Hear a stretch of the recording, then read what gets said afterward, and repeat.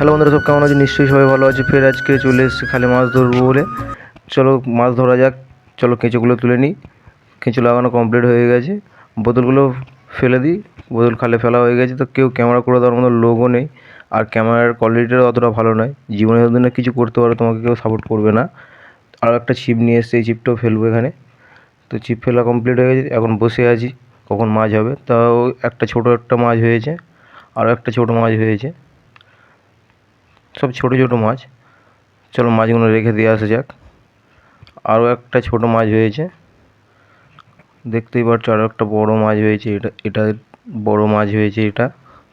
মাছটা চলো তোলা যাক, তোমরা দেখো।